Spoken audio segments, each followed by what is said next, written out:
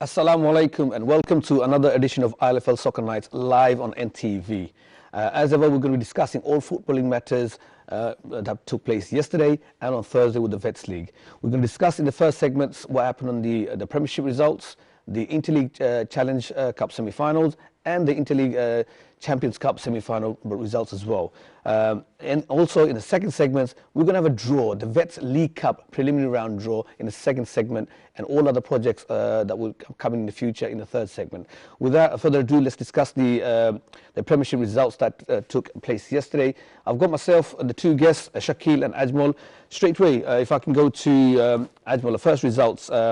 If we can look at the results, Reach Out versus Robin Hood Tigers. Reach Out winning 4-2. I know you were there yesterday watching the game. Can you tell us a bit more about the game itself? Yeah. Hello, everyone. I thought Reach Out Robin Hood Tigers were very unlucky. They only had 10 men yesterday. So in terms of actually trying to get a result from it, they held Reach Out up until I think it was about the 70th minute. It was 2-2. Wow. So, you know, full credit to Robin Hood for holding them for that long with 10 players.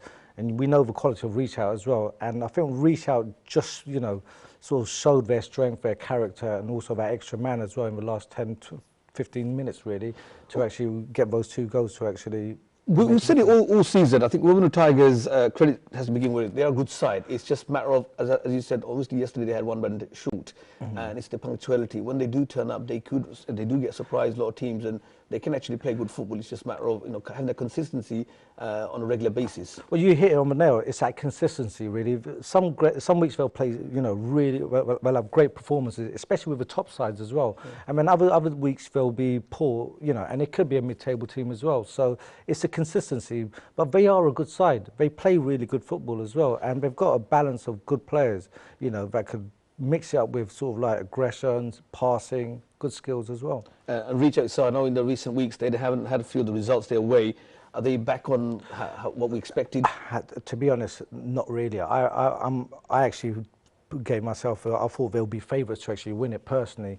But now looking at them now, I think they're dying down a bit. Whether that's nerves kicking in a little bit, you know, because Robin Hood Tigers was there for the taking, especially with 10 men. And for them to struggle like that, when they start playing a few of the big teams, I think that they might actually struggle. The start Reach Out had right at the beginning of the season, they were unstoppable. And it's just in the recent weeks they seem to be coming against or stumbling against certain teams or finishing off teams. Well, again, the question mark, is it nerves coming into it with the last few games? You know, are they starting to worry a bit more? You know, are they panicking a little bit more? Because they've got the flair, they've got the ability, you know, but the question mark is why are they not performing? It could be, you know, nerves, in my opinion. The Premiership result, which I must say was one of the game or the highlights of yesterday, Stepney versus Beaumont. Now, we said it last week, that's going to be a big clash, a decider factor on who actually chases Ace, who are on top of the table before yesterday's game. Both teams established for over 25 years, got a lot of history, a lot of success, very big in their own right. I know, Shakil, you were there yesterday. What a game. I know we can just say the results. Beaumont winning 4-3, but, you know, it wasn't simple as that. You want to give us some more feedback on the game? It was a cracking game, and Beaumont, you know, should have just let Stepney Green really come into the game.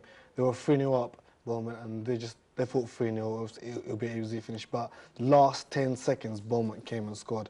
What a finish that was! It really was, and you can see the passion and the relief by the Beaumont players when they scored in the last 10 seconds. It was an amazing game. It really was. I think it's a credit to Stepney because obviously, yes, they were 3-0 down, and I think Beaumont were starting to play a bit casual, but Stepney being Stepney, one of the most successful teams in ILFL, and especially in Premiership, they won the title so many times. Yes, we discussed that they may have a lot of legs, but they showed the spirit, the comeback, why they were champions a number of years. And the fight back, it was brilliant to watch. Yeah, it was absolutely. I mean, they knew what the weakness was. Put some pressure on the defence and they'll make mistakes and they'll get something out of it. And that's exactly what they did. They put pressure on the defence, in the Beaumont defence, and they made silly mistakes by Beaumont defenders. It really was. And they came back to free, and luckily, last 10 seconds, they managed to snatch the win. And when you were there as well, I know we were there, we were both watching it, we were all three watching it as well. Yeah, but the last 12 minutes, when it's 3-0, To be honest, from the beginning, it was like a roller coaster ride. You know, it was awesome. The first half, Bowman was just pressuring and pressuring. But what I really admired about Stepney was you could see the experience showing. They were slowing the game down, playing the game, or trying to play the game according to their experience, old age pace. And then 1-0 down, they still felt that they were in the game. Then second half came, and then Bowman just got 2 goals quickly, and it was just a question of, well, you'd think that, you know, Stepney's heads would drop, but it was the opposite. Bowman actually, like what Shaq was saying, Bowman let them back in it. They Stepney got a goal back, and it was just like the heads just turned. You know, Stepney gained more and more momentum. They got more and more confident and started putting pressure. Bowman started getting more and more nervous. When they got the second goal, that was when it was nail-biting for Bowman. As soon as they scored the equaliser, you'd think to yourself, right, okay, Stepney were very experienced, they'll hold it and hold it. Unfortunately, I think what it was, because both teams realised 12 minutes to go, it's 3-0, a draw would be like a loss to both teams. I think both teams knew in order to go for the title, they have to get 3 points. 1 point is not sufficient. So that's why it was interesting, because both teams still had to attack, knowing the fact that a draw is not good enough, because both teams lose out if they draw. They had to go for a win. So that was exciting to watch. So credit to both Stepney and Bowman, because it's an excellent match to watch. Even the last dying 12 minutes, even the last dying seconds, it was end-to-end stuff. Both teams could have clinched it. And obviously credit to Arif and his boys at Bowman clinching that final goal in the last seconds. I know, Shaq, you wanted to add a bit more to that? You know what, I think Stepney would have loved to take a draw yesterday, especially when they were 3-0 down to come back in 3-3. They were just holding out them seconds. Everyone dropped back. And that draw, I think that draw would mean a lot, like a win, to be honest with you, for Stepney. It would have been good to come back, but in terms of the table, if we can just show the table on the screen, if we can look at the table now, we can see, you know, still 4 teams potentially can go for the title. We've got Reach Out on top, but obviously they've played 2 extra games, 28 points. We've got Ace second with 28 points. We've got Bowman with 28 points, but they played an extra game than Ace. Stepney on 25 points, 3 points behind. Still, there's a chance if there's a slip by any of the top 3 teams, but they have to rely on results. It's not in their own hands. I still think, you know, Ace, with the advantage of a game in hand and same points as Reach Out and Bowman, they still have, it's in their destiny. It's fair to lose. I think Ace are in a pole position with a game or even 2 games compared to Reach Out, but it's fair to lose because now they've got a little bit of momentum. The other teams are going to be sort of like, you know, you're going to see similar matches like that against Bowman and Stepney. I think the interesting fact, Ajmal, is that Ace still have to play Bowman and Stepney. So that could have an impact. So it's still not over. Bowman would feel like, right, yes, Ace got a game in hand, but they've got to play Bowman. So Bowman will know that if we can beat Ace, points can be equal, and it may come to goal difference. It may even come down to last game. Ace still got to play Stepney, and that's not going to be an easy game. They still have to play Bromley. Bromley doing quite well as well. They're going to play Robin Hood, and we know Robin Hood is one of the dark horses. On the day they could be. So it's not as simple as, oh, you've got games in hand, we've got the advantage. They still need to go out there, win those games, and get the points on board. So it's still, for me, it's looking very refreshing and challenging that 4 teams are still chasing. It's never been like this before. I know normally you had two teams chasing title, but 4 teams to chase within, what, 2-3 weeks remaining. It's just amazing. Well, the first position's changing every week now. Last week was Ace, this week is Reach Out. Who's it going to be next week? And that's why it's making it so nail-biting now, I think. Obviously, you as a manager for Hawking Goal, if you had to pick now, even at this stage, out of the top 4, who would you put your money on? Well, I did say Reach Out from the beginning. I love the way they play football, but after yesterday's performance, I just think that they might not have the legs. I'm still going to go for them, because I said that at the beginning. I'm going to continue saying that as well. But I think I'll go for Reach Out. I'll go for Reach Out. Shaq, if I had to ask you, out of the 4 teams, we know it's never been seen before, to 4 teams to challenge for the title at this stage of the season. It could all change within a game. In the next, obviously, we've got another 3 weeks remaining. Who would you bet your money on to going for the title? I would like Ace to win it. I really a team different that's never won it before. They've never won it before. They've always been the leading teams in championship finals, leagues. Like I said, it's always. I've always said the last part is the hardest part. Can you go over the last hurdle? And if Ace can hold it, it'd be really good for them. I think that's one of the experience with Stepney and Bowman being successful clubs in their own right. They'll have the nerve, they'll have the know-how, the experience, whereas Ace haven't done it before. They may have that jitter and nervousness because it's never been done before by the team. But on the other hand, if Richard don't win it, Do you remember last year when they lost the last game and they didn't win the league because of... It came down to goal difference. Goal difference. Goal difference. How much is that going to hurt Reach Out if they don't win it this time round? Well, there you have it. You know, the Premiership is still undecided, still 4 teams chasing down. We will see what happens next week, because on a weekly basis we'll keep you updated. This could go to the last game, even goal differences.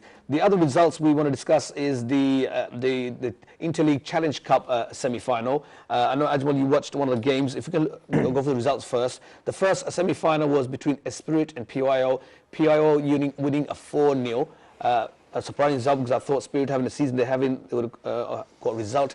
The second result, Redcoat winning 7-0 against Arsenal. Redcoat, the first division champions, now into the final of the Interleague Challenge Cup, which to be honest, it was expected. As well, you saw the game there? I saw the game. Last week I did say Arsenal have got a good chance they play some good football. But when I saw that game yesterday and the way I saw Redcoat just coming into it, they just came out all guns blazing, and they just banged 3 goals in the space of like 5 minutes. As soon as you saw that, it was game over.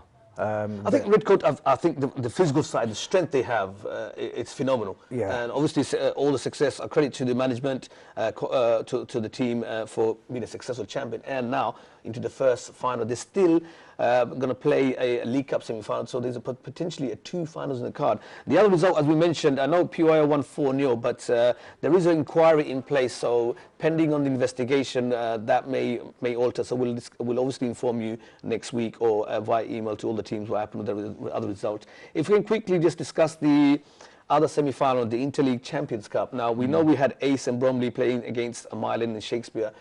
Results obviously on the screen there. Myland winning 6-0 against Ace, and Shakespeare winning 3-1 against Bromley. I know Bromley had a real good chance. They had a good side, but Shakespeare just sort of too strong on the day. Yeah, you know, I'm not going to be biased, but Bromley did deserve to win yesterday. But they were just, you know, how it's football is. It's just a cruel game sometimes. And it was just unlucky. Shakespeare were good on the day, a bit better than Bromley. So unlucky Bromley, really. I was watching the first half of Myland versus Ace. Yeah, Ace there as well. Played really well for the first 25 minutes, gave everything, but a silly error on the defence cost them a goal, and next thing you know, the goals were coming in, heads were down.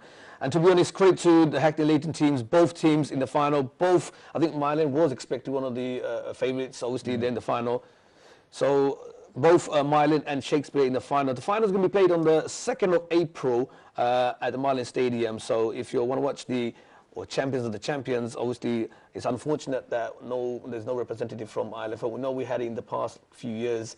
Nearly teams, Stepney went there a few times, a few other teams, but unfortunately we have no representative from ILFL or other leagues. 2 teams from Hackney. Just says how strong they are in their own league. It does. But congratulations for 2 of our teams to actually get into the semi-finals. So it's not. It's like a lottery when you get through to the semi-finals. Like what Shaq was saying, on the day, on a semi-final, any team could win. You know, any team performance, whoever turns up, basically. So Bromley, you know, very unlucky, but you have to take your chances, really.